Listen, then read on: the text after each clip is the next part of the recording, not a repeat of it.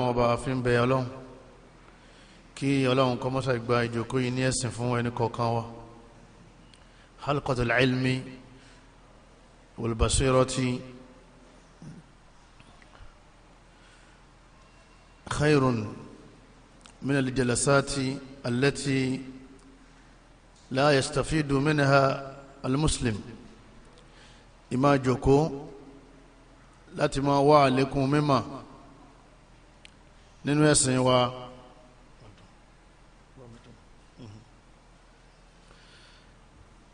ó lóore ju àwọn ìjókòóbìn tẹ́yìn máa jókòó lọ tí ò ní ṣàǹfààní fún yàn bẹ̀. abẹ́lẹ́ wọn Allah fẹ́ni kọ̀ọ̀kan wa àlékún ikhlas àlékún iman àlékún ilm kọlọmọsà fẹ́ni kọ̀ọ̀kan wa kọlọm kọ́ wa fún wa ní iṣẹ́ rí kọlọm kọ́ fún wa ní iṣẹ́ rí ṣe kọlọm ọba kọ́ rọ̀ wa fún sẹ́rí kọlọm ọba kọ́ léwa jìnnà ṣiṣẹ́ aburú kọlọm wa fún wa ní usul khatima usul khatima òun náà ní ìgbẹ̀yìn dáadáa torí òun náà ní al-maf'ul bih usul khatima ìparí dáadáa yẹn olólọ́wọ́ bá fẹ́ lò bẹ́ẹ̀ bá bẹ̀rẹ̀ dáadáa tí ó bá parí dáadáa kọ̀ọ̀kan lọ bẹ́ẹ̀ bá sì ń bá dáadáa bọ̀ tọwọ́ dọwọ́ gbẹ̀yìn ayé tọwọ́ bẹ̀rẹ̀ sí ṣe dáadáa gbogbo èyí tó ti ṣe sẹ́yìn ọlọ́run ti parí ọlọ́mọṣà fún wa husnul khatima. mawdu' al-halqa al-ba'th wa ardul ma'shar wa ahwalul qiyamah èyí tí ó máa jẹ́ ìdánilẹ́kọ̀ọ́ fún wa lẹ́ni òun náà ni al-ba'th ìgbédìde al-ba'th tí wọ́n ń pè bẹ́ẹ̀ òun ni lẹ́yìn ìgbà tí ọlọ́run ti payé rẹ́ ọlọ́run ó tún wá gbé gbogbo wa dìde padà sérí ilẹ̀ míì tó yàtọ̀ sí ilẹ̀ yìí tí a lò tán ọlọ́run mú wa jáde al-ba'thu wa ihya'u al-mawta hatta hina yunfakhu fi as-suri an-nafkhatu ath-thaniya fayaqumu an-nasu hufatan uratan gharla ìgbédìde ó wà nínú akida ahlùsùnà wàlìjàmáà ipe lẹ́yìn ìgbà tí ọlọ́run bá payé rẹ́ ayédà kéèyàn ó kú káyé tó parẹ́ àbí wà táyé bá parẹ́ lèyàn kú gbogbo wa náà padà ní símánà ni àbí ba'da a'udhu billahi minash shaitanir rajim ọlọ́run fi ní kullu man 'alayha fan ọlọ́run ní gbogbo ẹni tí ń bẹ lérí ilẹ̀ ní òní símá wa yabqa wajhu rabbika dhil jalali wal ikram ọlọ́run ọba nìkan ní ọ̀sẹ̀ kù.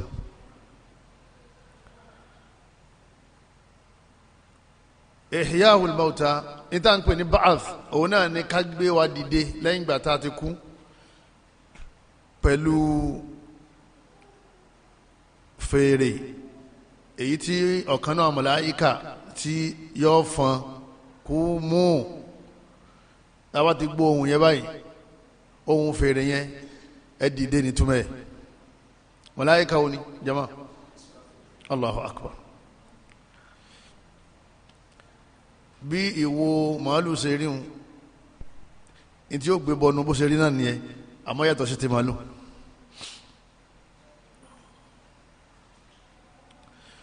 àwa dìde ufatan lẹ́ni tí ò ní sí bàtà lẹ́sẹ̀ rẹ̀ torí àkóbàtà wọ sáré bí yẹn sì kó wọ sáré gan kò ní bá jáde uratan ní òhò bí wọ́n ṣe bí wa nígbà tí wọ́n bí wa yẹn garlan gairu makhtunin a dìde lẹ́ni tí wọ́n dábẹ́ fún.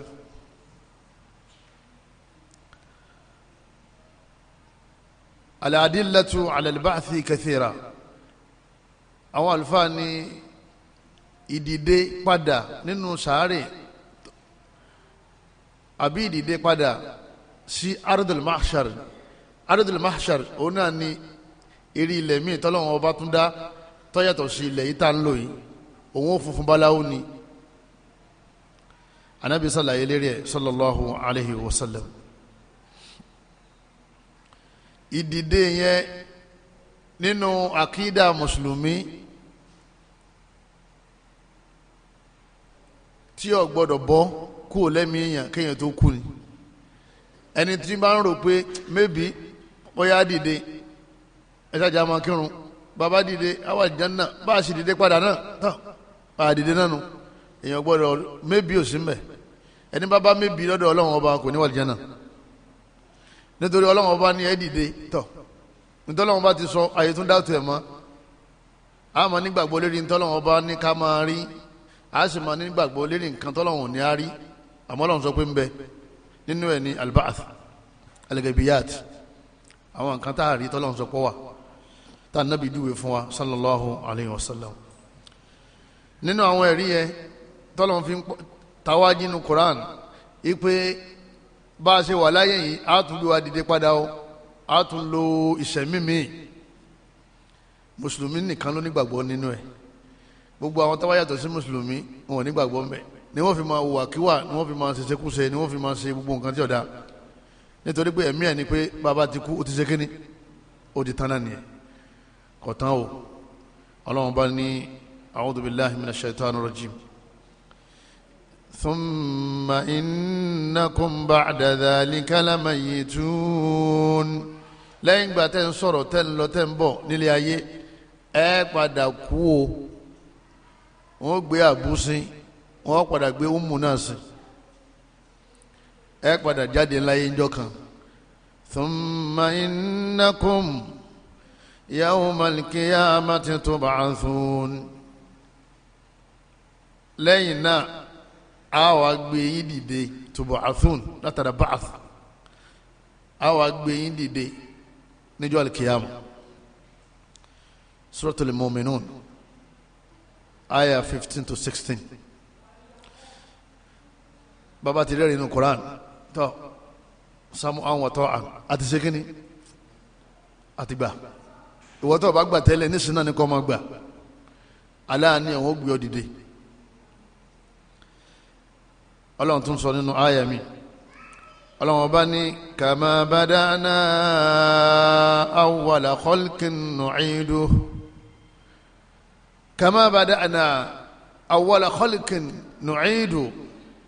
bá a ṣe dá yín lákọ̀ọ́kọ́ yẹn tẹ́nìkan kan ràn wá lọ́wọ́ láti dá yín, tá a rápèjúwe kankan fún fọ́tò yín tá a fi dá yín, á padà tún dá yín padà. agbára tá a fi dá yín lákọ̀ọ́kọ́ yẹn, agbára yẹn tún kù síbẹ̀ tá a fi tó yín dá. ẹni tó dá wa látara omi, ó wá ní òun ò tún gbé yín dìde láti inú yẹ̀pẹ̀, àgbọ̀rọ̀ dáwọ́tú ẹ. agbára tá a fi dá ẹ̀dá nú omi, a tún lè fagbára yẹn yọ ẹ̀dá kúrò láti inú kíni, láti inú yẹ̀pẹ̀. eléyìí gan ó ti jẹ́ kí kọ́rẹ́ gbogbo àwọn ọ̀jọ̀gbọ́n àtàwọn philosophers, àwọn mufakirun, ipe sọ possible níbo ti possible kan sọ omi di ẹ̀dáhùn, ọ possible kọ́ lọ́wọ́ ọba tí ó ṣe kó tún ṣe míì. wíwáyé wa yìí náà ẹ̀rí ni lérí pé Ọlọ́run lágbára láti ṣe kíni, láti dá wa padà. àṣàṣì tẹ́lẹ̀ àbí náà. wa'adan alayna, Ọlọ́run ọba ní àdéhùn yẹn àti gbé kọ́ra wa lọ́rùn nígbà tí sọ́ọ̀nì bí ó ṣe rí náà ni. inna kunna fa'ilin, bá a ṣe ṣe nìyẹn o, bá a ṣe ṣe lákọ̀ọ́kọ́ nìyẹn, bá a ṣe tún ṣe lẹ́lẹ́kejì nìyẹn. ankarahul kafirun, àwọn kèfèrí àwọn ni wọ́n sọ pé kò pọ́sibù kọ́lọ́hún tó ń gbé wa dìde mọ́. wọ́n lọ́kàn nínú àwọn kùfàr, ó sì lọ sí ẹ̀yìnkùlé àwọn bàbá rẹ̀, ó sì kọ́ bọ́ sàárè wọn, ó sì bu particles àwọn bíi ẹran tó ti di èlùbọ́, tó ti kẹfun, ó sì bu díẹ̀ ńbẹ̀. ó wá lọ lè bá Rasul sallallahu, ó ní ya Muhammad, owó òjíṣẹ́ Ọlọ́run, ayuhyi rabbuka hadhihi. Ọlọ́run ọba rẹ tó ní ọ lágbára yẹn sọ lágbára kó tó sọ èlùbọ́ yìí di ọmọ èèyàn tí ó máa rìn.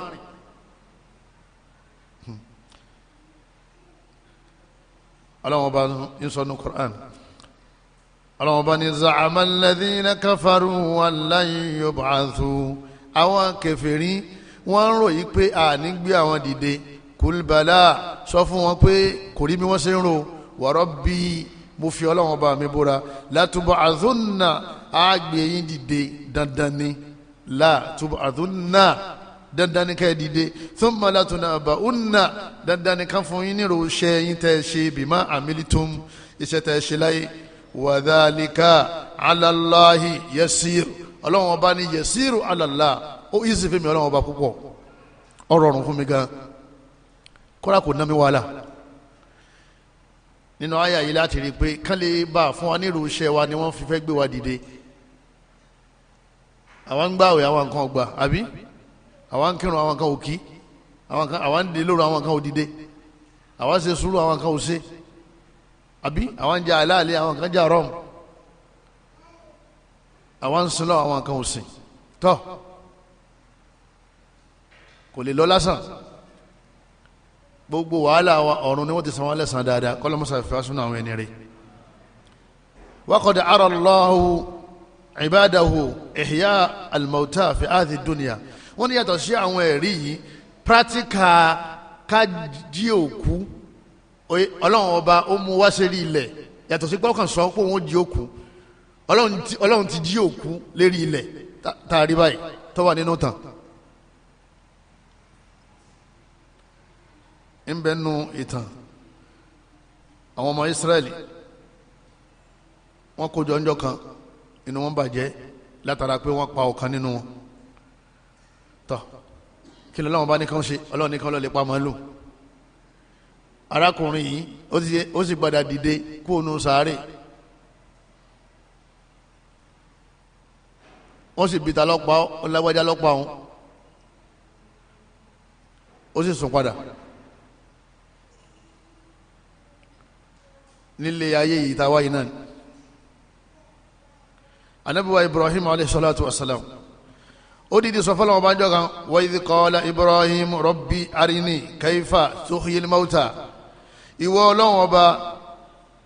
fi hàn mí bó o ṣe jí òkú mo fẹ́ mọ̀ bó o ṣe jí òkú qala awalam tu'min ọlọ́wọ́n ọba ní sọ́ọ̀gbà mi gbọ́ ni pé ń jí òkú ó tún ní kí n ṣe practical hàn qala bala ó ní kò rí bẹ́ẹ̀ walakin liyatma'inna qalbi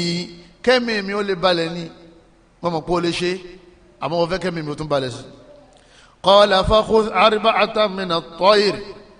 ọ̀yà mú ẹyẹ mẹ́rin fasruhunna ilayk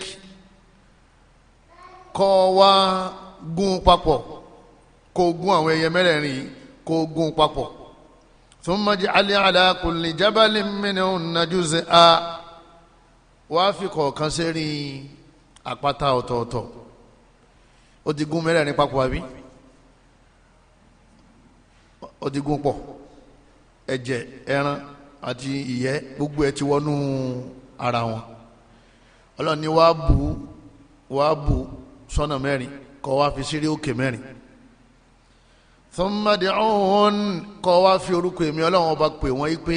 ẹ̀yin òkú ẹyẹ yìí pẹ̀lú agbára ọlọ́run ẹ máa dálàyé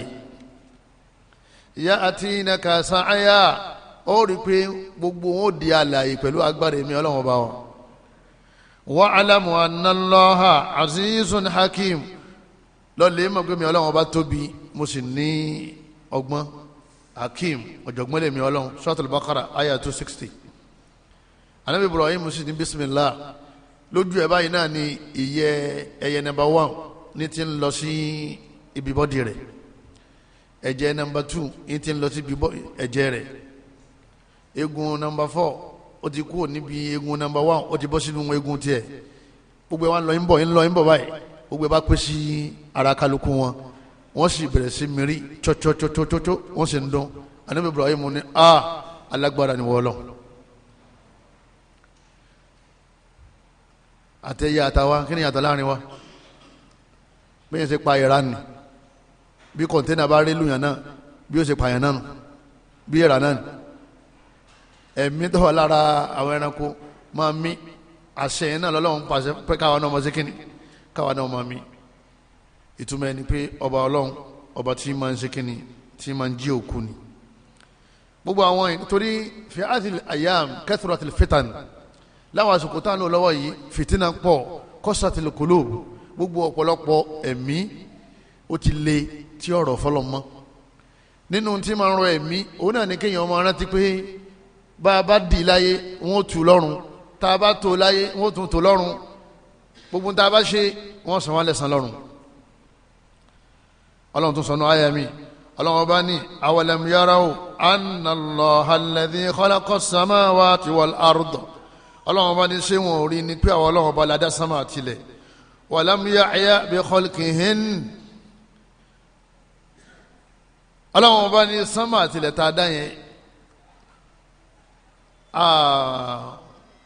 kò sí difficulty kò sí stress kan kò stress àwọn ọlọ́run ọba la àdàmú lérí ẹ̀ka tó dáa tàbá fẹ́ ṣe bíríjì ń sìn sẹ́mu pé àmọ́ wàhálà tá a máa ń ṣe ká tó torin jọ ká tó po símẹ́ǹtì ká tó fi òkúta sí àìmọye ẹnjìníà ni wọ́n pàdé lábẹ́ bíríjì àbí ọlọ́run bá ní wal ya'ya bi khalqihin ọlọ́run ọba ní kò dàmí láàmú bi qadirin ala an yuhyiya al-mawta ọlọ́run ọba yìí náà lọ́ba tó jẹ́ pé ọba tí sánmà àti ilẹ̀ dà láàmú kó tó dáa bí ọba yí ẹ̀yin ẹ̀dá náà bí ọba yí ẹ̀yin kò ní dà láàmú tí ó bá dá yín padà sí eré ilẹ̀ mi tí ó bá gbé yín dìde ní ọjọ́ kìyàmà bala innahu ala kulli shay'in qadir ẹ lè mọ̀ pé ẹni tó dá nǹkan tó sì lágbára lérí ẹ̀ kò sí tóun dá tóun lágbára lérí ẹ̀ Suratul An'am àyà 33 gbogbo àwọn àyà yìí òun ní ó fi wá lọ́kàn balẹ̀ pé ilé ayé ká mu níwọ̀nba al-akhirah yẹn ní ká ṣe kíni ká pàtàkì ṣẹ́ni gbogbo ẹni tó bá mú al-akhirah tó bá pàtàkì rẹ̀ kò ní wà lam yakun minal ghafilin kò lè wà nínú àwọn afọ́nufọ́ra ẹ̀dí má pèjú ìwá afọ́nufọ́ra òun ni ọmọ tó ní exam láàárọ̀ Monday tó wá di ìrọ̀lẹ́ Sunday tí wọ́n ń gbá bọ́ adékímọ́ gíríbì tán nítorí wo fíìmù ó sì mọ̀ pé òun lẹ́sàmù láago 8 láàárọ̀ ọdẹ yìí ṣáì oyé ó bẹ̀rẹ̀ sí sùn lẹ́mìí pé wá dago 4 tí wọ́n ti jí gbogbo òwe yẹn táwọn ọ̀rẹ́ mi ti ń kà láti bí ọ̀sẹ̀ kan yẹn gbogbo ẹ̀ máa ṣe kíni gbogbo ẹ̀ máa kà ìgbà tí ó jí báyìí lábàdí láago 8 kù ìṣẹ́jú 15 kọ́wẹ́ ó sì lọ lè fèsì ẹ̀sámù ẹ̀ bọ́ bá dénú kíláàsì tó bá ìbéèrè alákọ̀ọ́kọ́ ó yẹ kí n mọ̀ ọ̀rọ̀ àmọ́kọ̀ọ́ká ìbéèrè ẹlẹ́ẹ̀kejì ẹlẹ́ẹ̀kẹta ẹlẹ́ẹ̀kẹrin kọ̀ wá nídìí kankan dáhùn yọmọ wa sábàámà pé àsìkò tí n fi ń gbọ́ bọ́ọ̀lù rẹ̀ lánàá yẹn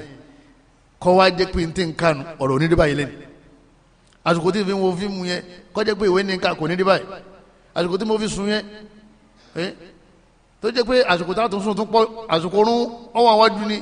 nínú àsìkò tí mo fi sùn yẹn ó fálù gan bí wọ́n bá ní bá ti sùn ọ̀pọ̀lọpọ̀ wa téèyàn bá jí sínú sàárè ni ó ṣẹ̀ tají yọmọ wa sábàámà pé ẹ dá mi padà la'alli a'mala salihan kémi náà lọ lè ṣiṣẹ́ rẹ̀ kí n lọ lè ṣe dáadáa kémi náà lọ lè ṣe ìbádà ó ní ó ti bọ́ ọlọ́mọdé ọbọ̀ fẹ́ ní kọ̀ọ̀kan wọn lọ ìtì máa ń jẹ́ ọbọ̀ òun náà ni sukhrufatul hayati dunya ojú kòkòrò ayé ọlọ́mọdé ní alhakumu at-takathur aliha yulihi at-takathuru alhakum ìkan díẹ̀ yìí tó yín òun yẹn ní mú yín fọ́nú fọ́ra hatta zurtumul maqabir títí tí wọ́n fi máa ń gbé yín sínú sàárè tẹ́sẹ̀ wá jí ń gbé ẹ̀dínú sàárè pé ẹ̀rí kankan sí torí gbogbo wàhálà ayé tó ṣe yín sìn ó ṣe kalẹ̀ fáwọn tí wọ́n máa jẹ́ ni èyí tí wọ́n fẹ́ jẹ lọ́rùn òun náà ní bàdà ọ̀ wá dó jẹ táyé èyí tó yẹ kọ́ jẹ lọ́rùn ò tún mú dání òfò di mélòó lọ́n sọ nímẹ̀. جاء من حديث البخاري من حديث أبي هريرة رضي الله تعالى عنه بابا أبو هريرة nínú hadith náà gbà tí imam Bukhari gbà wá látọ̀dọ̀ Abu Hurairah wala nabi ni ma bayna an-nafakhatayni 40 láàrin káfọn fèrè káyọ parẹ́ àti káfọn fèrè ẹdìdé o 40 40 wà ń bẹ̀. Qalu ya Aba Hurairah, àwọn sàhábà wa bi Abu Hurairah pé 40 yawman sí 40 days la Nábì gbà lérò láàrin fèrè méjèèjì. Qala abaytu, olóhùn ọmọ. Qalu 40 sha'ran, ṣé 40 month ni oṣù lọ́nà ogójì ni ó ní bẹ́ẹ̀ kọ́ ó ní qala abaytu, èmi ọmọ. Qala 40 sana, ṣé 40 years ni? Qala abaytu, Abu Hurairah lóhùn ọmọ. Ó ní Ànábì kan ní 40, èyí tó bá wù kó jẹ́ ní gbogbo ẹ̀jẹ̀ mọ́, àti 40 days àti 40 months àti 40 years jama àsìkò padà tó náà ni. thumma yunzilu Allahu minas sama'i ma'a, lẹ́yìn náà Ọlọ́run wá sọ omi kalẹ̀, wọ́n rọ òjò sérí ilẹ̀. Fayambituna kama yambutul baq, wọ́n ń pe èso kan ní baq, wọ́n ní gbogbo àwa dìde bígbà tí baqil bá yọ, bígbà tí àgbàdo lápèjúwe tó bá yọ nínú ilẹ̀, gbogbo bá ṣe narí nìyẹn, bá ṣe yọ nínú ilẹ̀ nu. Laysa minal insani shay'un illa yubla, kò sí nǹkan kan tí ò ní tán lára àwọn ọmọ èèyàn tí wọ́n tá bá kú láyé ń bí, illa azma wahida, àmọ́ yóò kù eegun kékeré kan ní gogoro òdi wa báyìí níbi tí ìbàdí ti bẹ̀rẹ̀, eegun kékeré kan wa huwa ajibu dhanab, ajibu dhanab ni wọ́n ń pè. ẹni tó bá fẹ́ wo píṣọ̀ rẹ̀ máa fi hàn tá a bá ṣe tán bí àwọn tá a bá jọkùnrin inshallah ta'ala. àwọn scientists padà rí eegun yẹn, ibẹ̀ ni ìbàdí ti bẹ̀rẹ̀ lẹ́yìn bí eegun yẹn ó sì sọ̀rọ̀ báyìí. ajibu zanab, Ànábì ní téèyàn bá kú gbogbo tí ń bẹ lára àyàn pátá ní ó jẹrà, ajibu zanab yìí ò ní jẹrà. àwọn òyìnbó wọn padà dictate pé kò sí bẹ́yàn kó nu omi o, wọ́n sin ọ́ sínú atẹ́gùn o, bó jóná mọ́lé o, Ọlọ́run sọ ní bẹ̀. ajibu zanabu oníṣekínì oníjóná. wa minhu yuraqqabul khalqu yawmal qiyamah, wọ́n ní láti bẹ̀ láti tó ìdẹ́dà ọmọ èèyàn, á tó ìdẹ́dà ọmọ èèyàn lérí ẹ̀ tí ó fi wá dìde padà tó bá dọjọ́ al-qiyamah. hadisi wà ní Bukhari, hadisi 4651. Qala Rasulullah sallallahu alaihi wasallam, odisala Muhammad sallallahu alaihi wasallam bá wa sọ̀rọ̀ nínú hadisi tí Àfáà wa Jábìrì tí wọ́n gbà wá, wọ́n ní yub'athu kullu abdin ala ma mata alayhi, á gbé wa dìde níjọ́ al-qiyama, á gbé wa dìde tá bá fẹ́ dìde, á wá dìde lérí ń tá bá kú lérí. ẹni bá kú lérí zikiri yóò dìde pẹ̀lú zikiri, ẹni bá kú sí hajj àbí umrah yóò dìde pẹ̀lú labbaik Allahumma labbaik labbaik la sharika laka labbaik innal hamda wan ni'mata laka wal mulku la sharika la. ní tí wọ́n máa wí nìyẹn. àwọn èèyàn ti wá mọ̀ pé àwọn tí wọ́n kú sí hajj ni wọ́n ń ṣe labbaik yẹn o, oríire ńlá ni fún wọn jama. nílẹ̀ Yorùbá tí wọ́n pè é tó àmọ́ tó ṣe iná ni òde ni ìwà abúlé ọjẹ́ nílẹ̀ Yorùbá ọ̀tọ̀ ni bó ṣe jẹ́ núwẹ́sì, ọ̀tọ̀ ni bó ṣe rí lọ́dọ̀ husnul khatiman tó bá ti ṣe hajj yẹn dáadáa. àgbẹ̀ lomi dìde yawmal qiyamah bi nuri salah, pẹ̀lú ìmọ́lẹ̀ irun àwọn akírun ni. àgbẹ̀ lomi dìde yawmal qiyamah mulattakhan bidamil jihad, àárí ara rẹ̀ bí ẹ̀jẹ̀ wà ní ara rẹ̀, bọ̀tí ẹ̀jẹ̀ yìí yóò máa rùn ju alimiski lọ, perfume alimiski bó ṣe lóorùn tó yẹn kò ní lóorùn tó ẹ̀jẹ̀ tó wà lára wọn yìí. wọ́n ní àwọn eléyìí làwọn tí wọ́n kú sí ojú ogun ẹ̀sìn Ọlọ́run Ọba wa. á gbé àwọn míì dìde kalimajinun bíi wèrè, ṣe máa ń wèrè ṣe máa ń ṣeun bí ó ṣe máa ń ṣe ní aridul mahshar nìyẹn. àwọn wo ni wèrè yatakabatu shaitan min al-mas, òun náà ni àwọn tí wọ́n máa ń jẹ interest owó èlé, ẹni tí máa ń yá owó èlé, ẹni tí ń yá àyàn, ẹni tí ń lọ lè yá, gbogbo àwọn ọ̀gá báǹkì àwọn òṣìṣẹ́ bẹ̀ àti gbogbo àwọn olówó èlé àdúgbò alájẹmọ́sùn, wọ́n ní wọ́n ó dìde bíi wèrè tó wà dójú àlùkìyàmà. ìbẹ́ nu wọn àmọ́ bó ṣe ta sakrana, wọ́n ó gbé wọn dìde, yóò máa wá hún rírà ní ọmọ wúwí yóò máa ṣubú lẹ̀, yóò máa dìde. àwọn ọ̀mùtí nìyẹn kọ́lọ́ musa sọ níbẹ̀. ẹni bá kú sẹ́rí obìnrin kọ́, wọ́n ní wọ́n gbé dìde zaniya lónìsínà. ẹni wọ́n bá gbé dìde oye gbogbo iṣẹ́ bú ẹni tí ń pààyàn wọ́n ní téèyàn bá kú lé lérí náà òun náà ó gbìyàn dìde ní eré rẹ̀ kọ́lọ́mọ́sá ìsọ níbẹ̀ ló sì jẹ́ pé kálukú wa láàfin mọ́ bí a máa rìn sí nítorí bá fẹ́ kán gbé ọ dìde lé lérí nǹkan òun náà ni wọ́n máa ṣe nítorí níjọ́ tó bá kú náà ó ṣe nǹkan òun jọ̀hún ẹni bá wọn mọ́sálásí jojúmọ́ ń sìn tí ń ṣe àṣìkáṣọ bá wà lè mọ́sá jojúmọ́ oye tí ń ṣe kìámù lélẹ̀ jojúmọ́ dóhà ní gbogbo ìgbà alùwítìrì rákàtẹ́lì fàjìrì tó ti máa la níjọ́ tó bá kú náà yóò ṣe kan tánú àwọn sẹ́ẹ̀rẹ̀ yìí ní ọjà dìláì ọlọ́mọsá ìṣàánú wa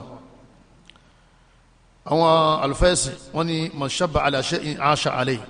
yìí tẹ́yìn bá ti ṣe lásìkò ọ̀dọ́ rẹ̀ tẹ́yìn bá ti rí gbà lọ́wọ́ ẹ̀ ní tí ó máa ṣe títí ayé náà wọ́n mọ̀ ní àṣà aláṣẹ yìí tẹ́yìn bá ń ṣe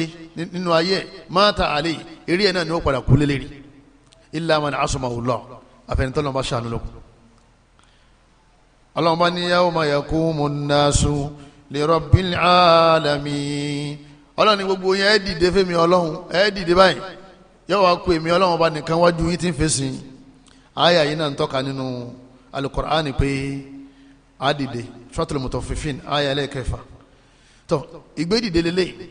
ẹ wá rí alhashr ó yàtọ̀ sí alba'th alhashr suqul khalaiqi ba'da